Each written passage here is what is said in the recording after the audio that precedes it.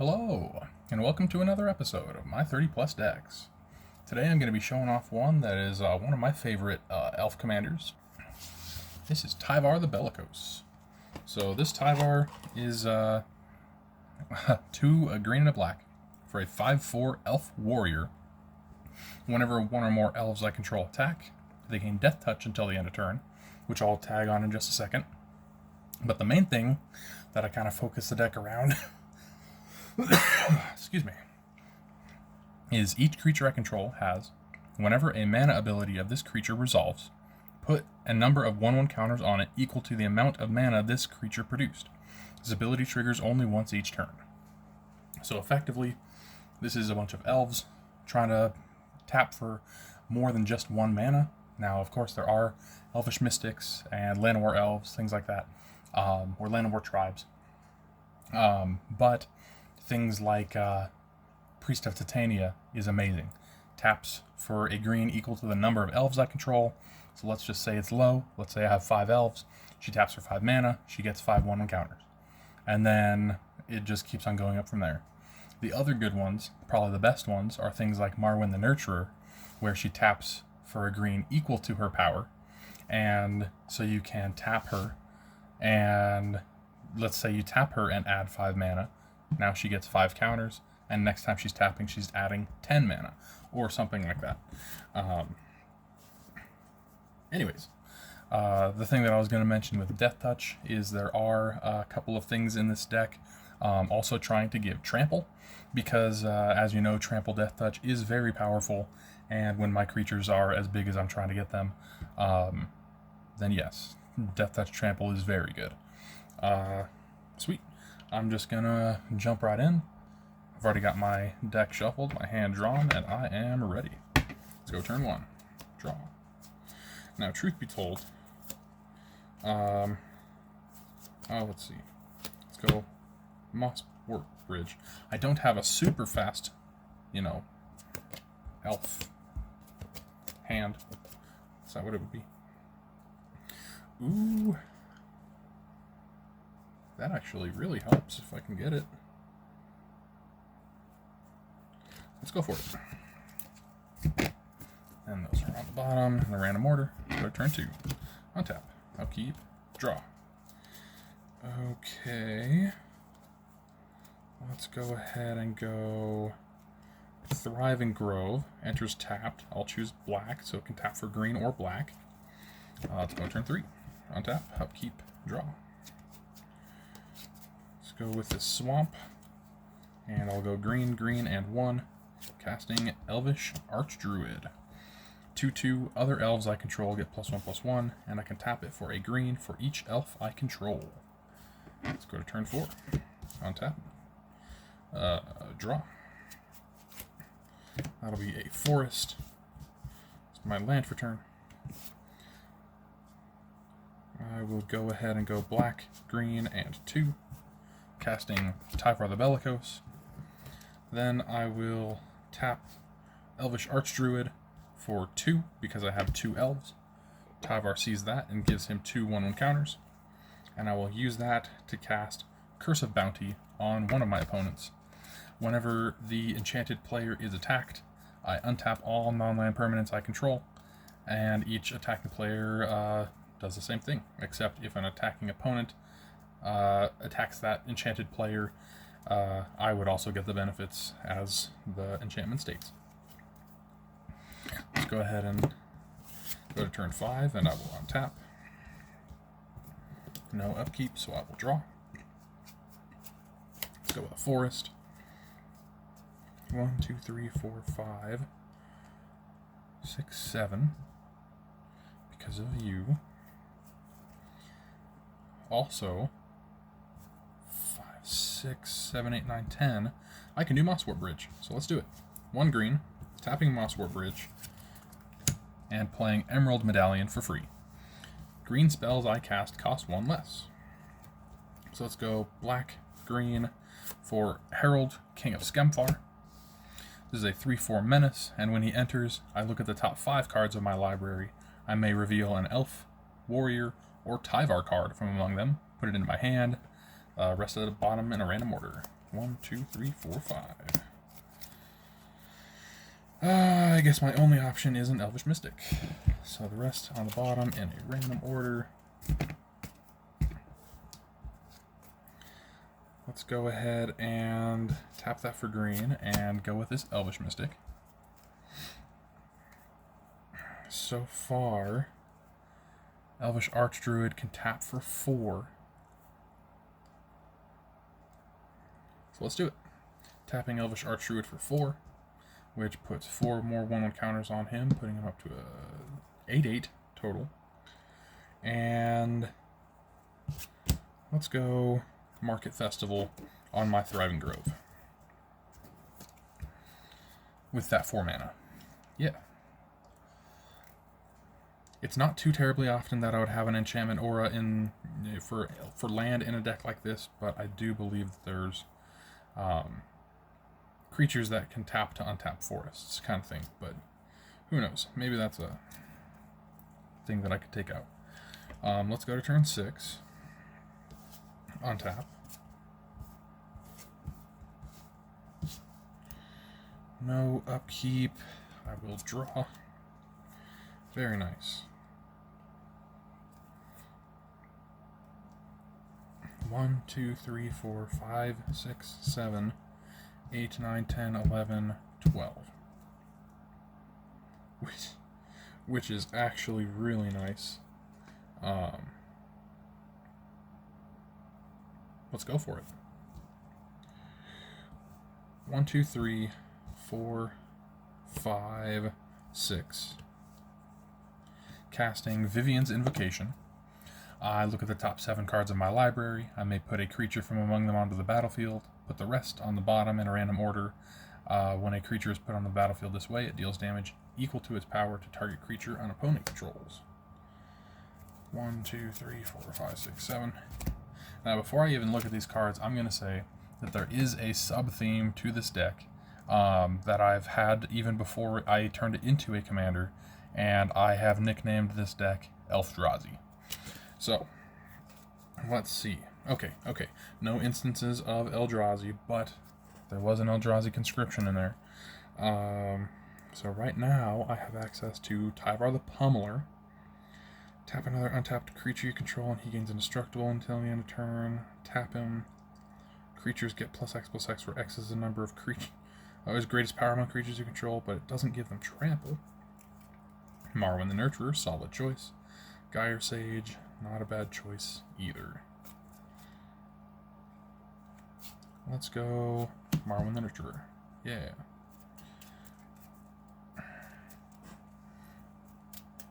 The rest go on the bottom in a random order. Marwyn deals 1 damage to something else. Actually 2 damage because of Elvish Archdruid. And then let's go big. Actually, maybe it's not that I don't want to go big. I think I'll go even bigger next turn.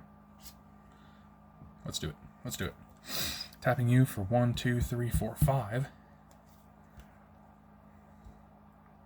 Which puts 5 counters on you, putting you up to 11 counters, making you 13/13. That's +1, so that's 6 total. And I will cast the World Spell. So, costs 1 less because of Emerald Medallion. When it enters, that is its first lore counter. I look at the top 7 cards of my library. 1, 2, 3, 4, 5, 6, 7. I may put a non-saga permanent from among them into my hand, the rest on the bottom in a random order, so it has to be a permanent. And of course it's revealed, makes sense. Ooh.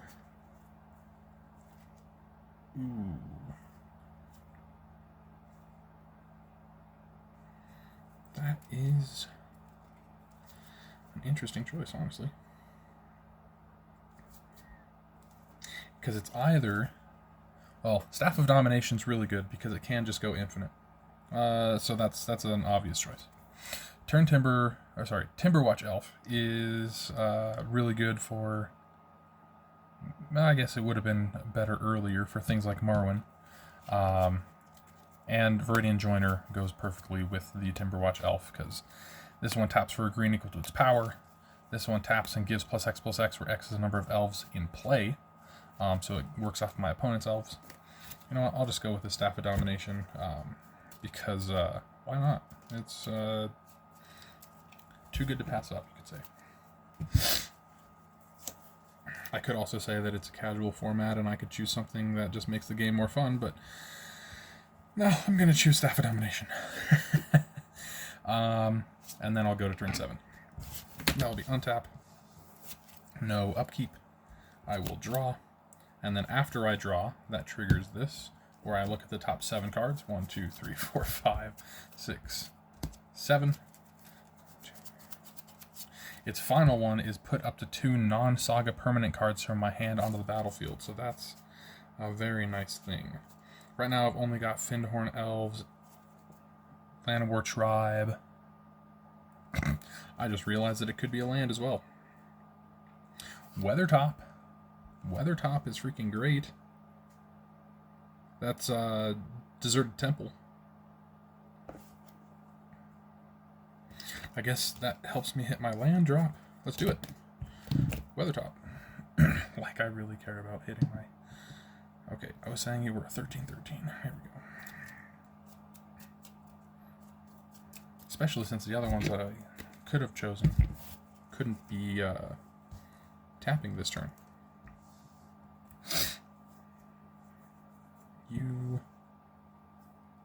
No, that was all on upkeep.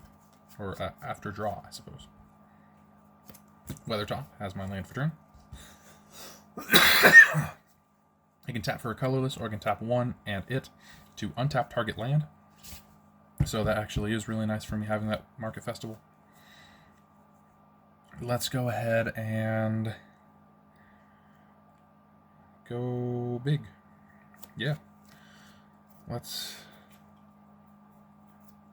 tap you for 1, 2, 3, and then I'll tap, or use 1 to tap and untap.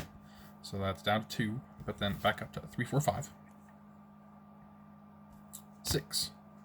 Casting Kindred Summons, because it costs 1 less. Let me actually back that up.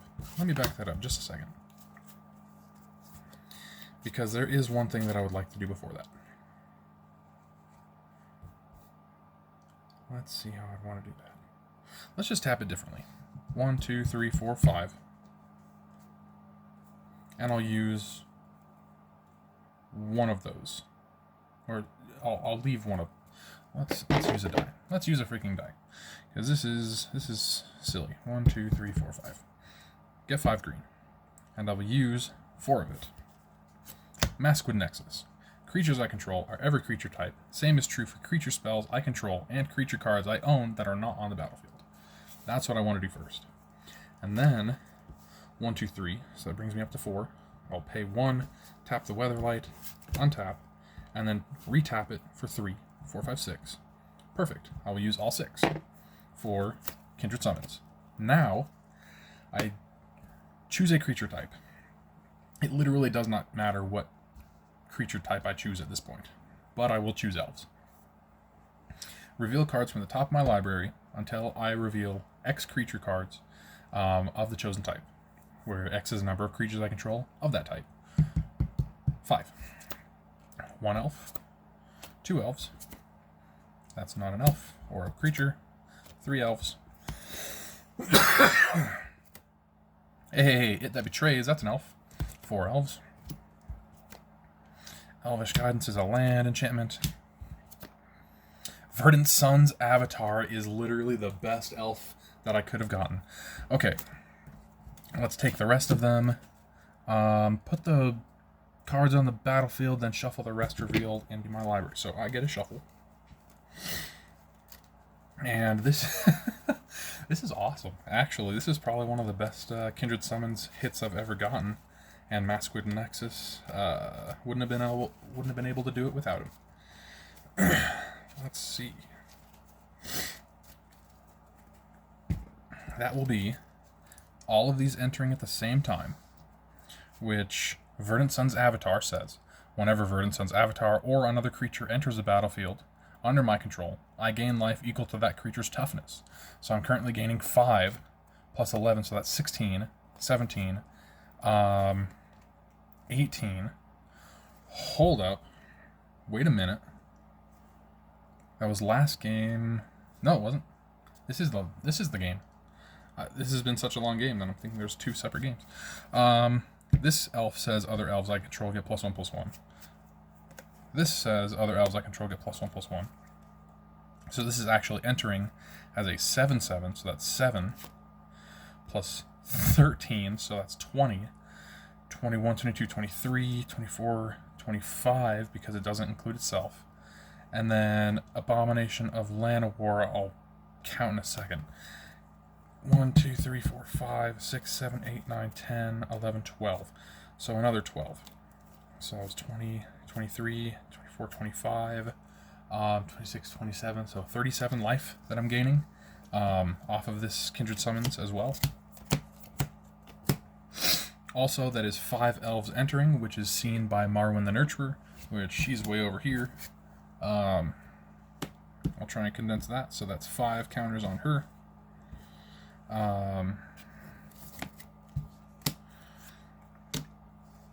Let's see.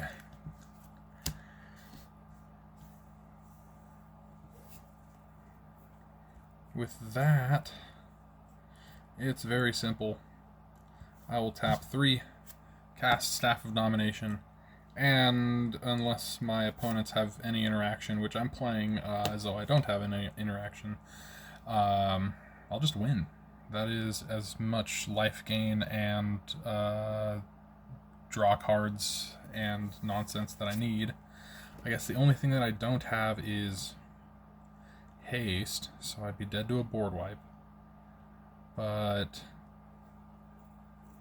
it's also one of those things where Marwyn can still attack, and as long as I can keep on untapping her, I can still, just keep on doing whatever nonsense for that. I know that one of the cards in here does give trample. Multiple cards in here give trample.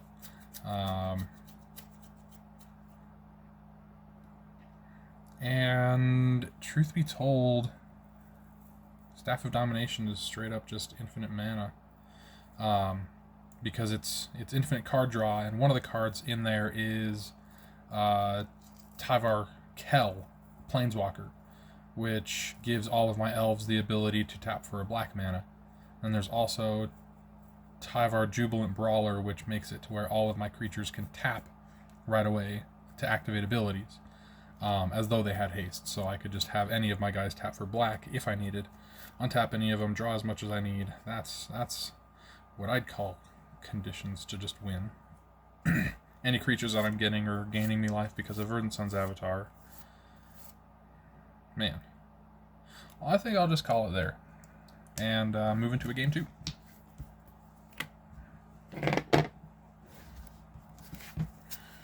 Yeah. This deck is fun. Crazy. Good fun. I was actually really surprised with how many things that I was like, okay, this costs 7, and I'm looking at the top 7 cards of my library. I didn't...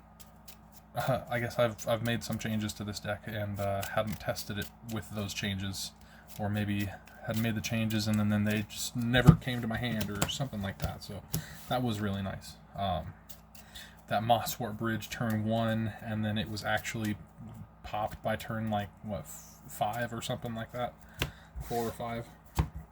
Also really nice. Because it was Emerald Medallion, and I think that with the choices that I had, Emerald Medallion was tied for best choice. I don't actually remember what the other one was. That was a shuffle and a half ago. But very fun, very good, solid enough deck. Not what I would call elf ball. But this is, I guess, my preferred elf deck. I do have a Lathril Blade of the Elves deck, but I think that this one is honestly the one that I prefer. It's a bit more mid-range, something like that. I think that that's the right term. Because that one's just trying to take off as soon as freaking possible. This one's more, I don't know. getting big and then smashing face. 1, 2, 3, 4, 5, 6, 7.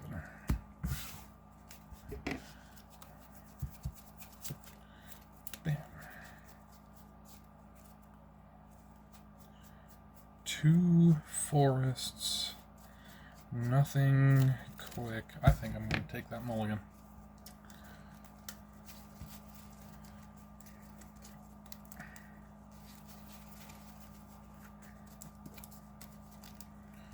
There we go.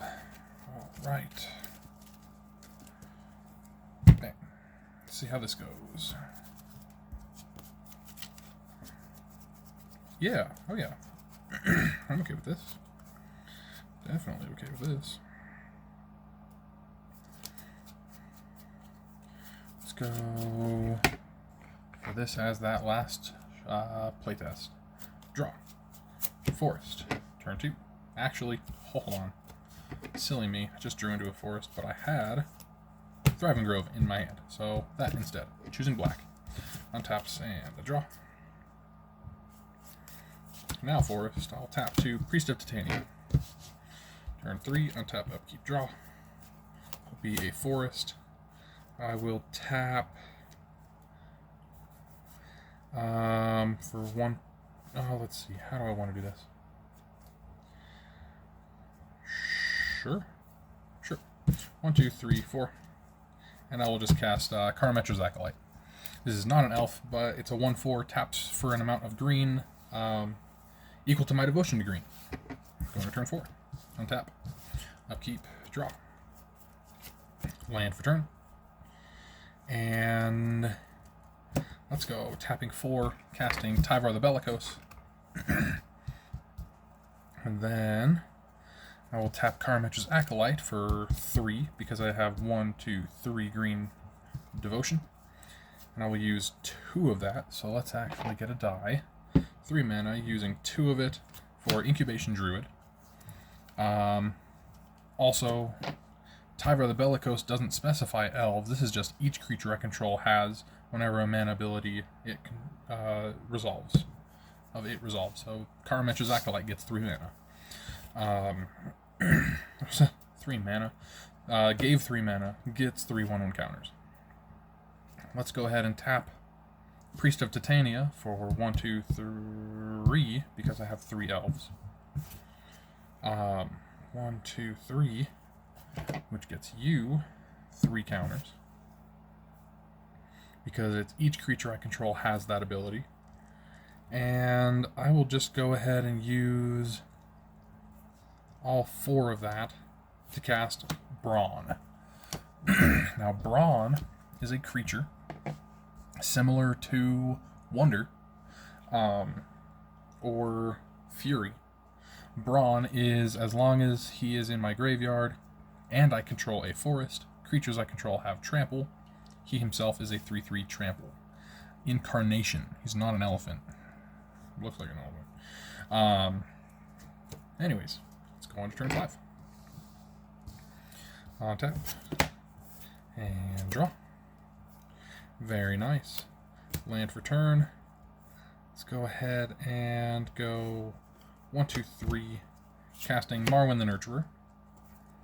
And then, let's see. 1, 2, 3, 4, 5, 6 devotion to green, so I'll tap you for 6. You also get 6 1/1 counters, bringing you up to 9 1/1 counters, making you a 10, 13. And then 1, 2, and a black. Excuse me. Casting Abomination of Llanowar. Now that is an elf entering, so Marwyn sees that and gets a 1/1 counter. This is whenever another elf enters the battlefield under your control, put a 1/1 counter on Marwyn the Nurturer, and taps for a green equal to her power. Yeah. I still have 4. Let's see. 1. Let me keep the elves up, or non-elves up top. How about that? 1, 2, 3, 4, 5. So I'll tap Priest of Titania for 5. 1, 2, 3, 4, 5. Puts 5 more counters on you, so you have 8 counters, making you a 9/9. And I'm going to use 5 of that. 1, 2, 3, 4, 5. To put 3 1/1 counters on Incubation Druid. And now, since it has a 1/1 counter on it, it can tap for 3 mana of any type that a land I control could produce. So I will have it tap for 3. 1, 2, 3, which also puts 3 more 1/1 counters on it. One fun thing about the Incubation Druid is I can just tap it for 1 of any color. It gets a counter because of Tyvar the Bellicose, and then all of a sudden it can tap for 3. Anyways, out of that 7, I'm going to use 6 and cast an Eldrazi. Oblivion Sower. Now I'm not going to benefit anything off of that, but it's in the deck. In a playtest, I'm not going to benefit. I don't have any opponent, I'm not going to get any extra lands, but that's pretty much what it would be.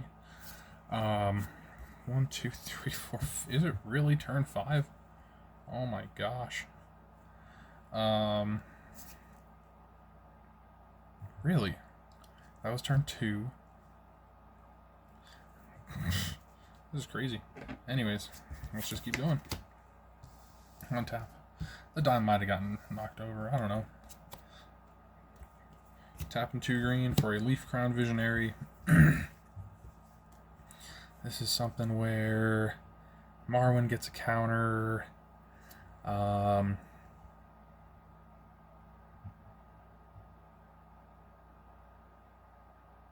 You know what? At this point, I'm going to take that back. That's back. Tap Marwyn for 2 green. That's 1, 2 counters on her. Then play this elf. That's another counter on her. Incubation Druid currently has 6 counters, making him a 6/8. Let's go ahead and just say attackers. Incubation Druid is a 6/8 Death Touch. Abomination of Llanowar as a 1, 2, 3, 4, 5, 6, 7/7 because of that Leaf Crown Visionary is actually giving everything +1/+1, so that's 6. That's 7/9 Death Touch. This would be 7/7 Death Menace, Vigilance Menace Death Touch. I can swing with you as a 9/9 Death Touch. I'd swing with Brawn as a 3/3 Trample. As well, I'd just swing with Carmetra's Acolyte as a 10/13. And why not with the Oblivion Sower as a 5/8. Going to turn 7, seeing if I get anything. Because if I draw into an elf, I can draw into more potentially. Hey, that's not bad. 1, 2, 3, 4. Where do I want to put you? How about right here? Tyvar Kell. Elves I control have tap to add a black. Starts off at 3. Has a +1. Put a 1/1 counter on up to 1 target elf. Untap it. It gains Death Touch until the end of turn. 0. Creature. Create a 1/1 Elf Warrior creature token. And a -6.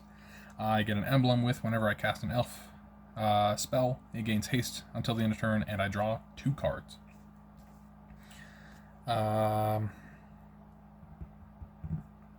Might as well just get Marwyn ready for battle, which would be tapping her. She adds mana equal to her power, so that's 5. I'm not going to use it. I don't have a hand, but that does give her 1, 2, 3, 4, 5 counters. And then +1. Put a 1/1 counter on target creature. Untap it. It gains Death Touch. So now Marwyn is an 11/11. Went from a 5/5 to an 11/11, just like that.